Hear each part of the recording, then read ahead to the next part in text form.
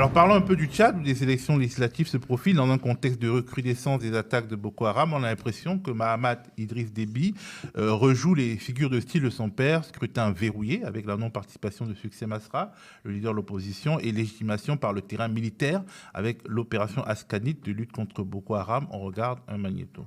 Le président Mahamat Déby Itno avait personnellement lancé l'opération Askanit en riposte à une attaque de Boko Haram contre l'armée tchadienne près de la frontière nigériane. Bilan positif selon le chef de l'État tchadien. Nous avons lancé par la voie aérienne, nous avons fait plusieurs frappes des positions ennemies. Ils ont eu beaucoup de morts et beaucoup de blessés. Pour combattre les groupes djihadistes, le Niger, le Nigeria, le Cameroun et le Tchad ont mis en place en juillet 2015 une force multinationale mixte de 8500 hommes évoluant dans le bassin du lac Tchad. Cette vaste étendue d'eau et de marécages parsemée d'îlots abrite les combattants de Boko Haram ou de sa branche dissidente, le groupe État islamique en Afrique de l'Ouest. Alors, c'est dit que Mahamat Idriss Déby Itno joue au chef de guerre sans peur et sans reproche comme son père. On a l'impression d'assister à un éternel recommencement de l'histoire.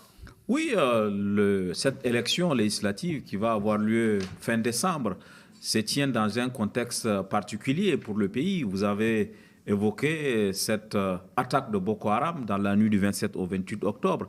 Mais il y a eu avant les inondations aussi qui ont été meurtrières, qui ont déstabilisé des populations et beaucoup en étaient arrivés à dire est-ce qu'il était opportun de maintenir la date compte tenu de ce contexte avec tout ce qu'il y a eu, toutes les difficultés qui se posent actuellement au quotidien des Tchadiens. Le pouvoir a maintenu.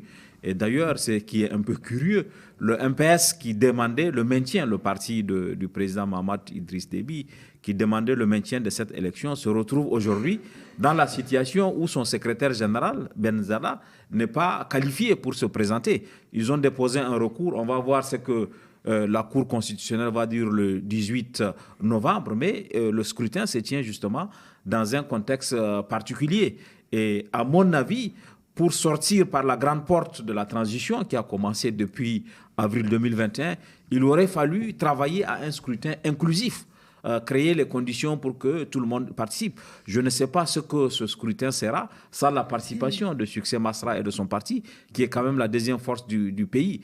À mon avis, il aurait fallu que chacun de son côté travaille pour qu'on parte à un scrutin inclusif qui permettrait au Tchad d'achever en beauté cette transition. Mais j'ai l'impression qu'on n'en prend pas le chemin. Alors Geneviève, tu es une spécialiste de la communication. On a vu les images de Mahamat Idriss Déby Itno qui est sur le terrain lui-même parce que la légitimité ne se joue pas que dans les urnes. Et est-ce que c'est pas ce petit jeu-là qui s'amuse pour faire comme papa? Alors, est-ce qu'il fait comme papa? Moi, ce qui m'intéressait, c'était le décalage avec les autres, enfin avec les putschistes des pays de l'AES. Par rapport à des attaques, par rapport à la gestion d'attaques très violentes. Lui, effectivement, on le voit sur le terrain, aller immédiatement parmi ses troupes. Dans la tradition tchadienne. Dans la pure tradition tchadienne, on est complètement d'accord, mais correspondant aussi à son profil psychologique. Ça a été un guerrier avant d'être un chef d'État par les voies par lesquelles il y est arrivé. Ça a été un guerrier, il a combattu au Mali, enfin, ça a été vraiment un combattant. Bon, tradition tchadienne et tradition personnelle aussi. Mais choc des images avec les autres, je trouve. Avec Ibrahim Traoré, qu'on voit souvent sur le terrain, quand même. En tenue de camouflage. On voit toujours en treillis et qu'on voit auprès de ses troupes. Peut-être pas en train de combattre, mais... Oui, enfin voilà, on ne le voit pas tellement on ne voit pas tellement en train de combattre quand même. Idriss Déby en train de combattre non plus. C'est des images de com, hein, dans le fond. C'est de la communication des des deux côtés. Mais ce que dit côtés. Traoré, je trouve que bon, il y a eu des attaques très violentes, il n'a même pas exprimé sa compassion. Non, si, oui, vraiment. Okay. Vraiment, oui, vraiment. Le Malien, là, dont le nom m'échappe, je suis très, très fatiguée aujourd'hui. Assimi Goïta, pareil, il n'est pas allé à Tinzaouaten, par exemple. Je veux dire, il reste chez eux. Alors, ne parlons même pas de Tchiani, qui ne sort pas du palais présidentiel. Donc, lui, c'est quand même le comble du comble. Donc, je trouve qu'il y a un choc, un décalage des images entre, effectivement, Kaka, qui, lui, va aux côtés de ses troupes, exprime immédiatement sa compassion à la population tchadienne. Il crée cette proximité, quand même. Et en termes de communication, moi, c'est ce décalage entre ces images qui m'a marqué. Je ne suis pas sûr qu'en termes que ça se traduise véritablement dans les urnes. Parce que sans doute qu'il y aura d'autres considérations que la dimension guerrière de chef de guerre qui pourra jouer dans le choix que les électeurs tchadiens porteront. Oui. Ils regarderont. Mais est-ce que aussi c'est très sérieux? Est-ce que c'est aussi sérieux que ça, les élections au Tchad? Mais bon, ça, oui, c'est une autre dimension. Et puis, bon, là, il y a l'Agence nationale de gestion des élections, qui a quand même manifesté une certaine indépendance dans la diffusion des listes. Parce que si c'était un scrutin mécanique, je pense que l'Ange n'aurait pas recalé le patron du MPS, quand même, c'est tout le patron du MPS et 2 autres anciens maires de N'Djamena qui ont été recalés et dont le sort aujourd'hui est suspendu à la décision du Conseil constitutionnel. Je pense qu'il y a quand même un peu de forme que l'on tente de mettre dans cette élection législative. Après, il y a 179 partis. Donc ça, c'est quelque chose qui m'a toujours un peu interpellée. Comment est-ce qu'il peut y avoir autant de partis politiques qui présentent des candidats? Bon, là, en l'absence des transformateurs... Il n'y a pas 170 projets. Il y a 170 partis, mais il n'y a pas 170 partis. Mais dans ce contexte, un seul être vous manque et tout est dépeuplé. Pourquoi Succès Masra les élections législatives et locales?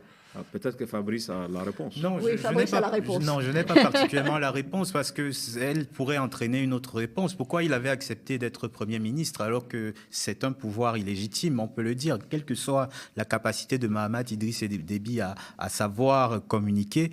C'est un pouvoir qui a été installé sans l'adhésion des Tchadiens. On a vu une espèce de simulacre de dialogue qui avait été organisé. Aujourd'hui, l'opposition n'existe pas. Congo, à Kinshasa.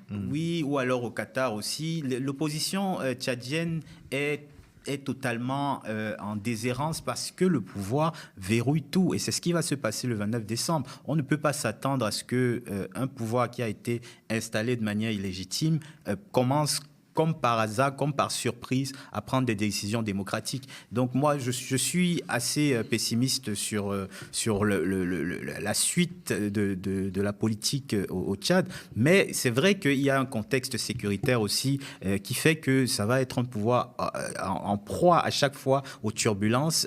On verra bien ce que fera Mahamat. Mais en même temps, il y a quand même un problème de lisibilité de la stratégie de Succès Masra. Parce que comme vous l'avez rappelé, il est allé un peu sachant que ça pouvait, que les choses n'allaient pas se passer de la façon dont il pense que ça va être de façon transparente, des élections qu'il peut même remporter au regard de sa popularité. Il a accepté d'aller à ce schéma-là.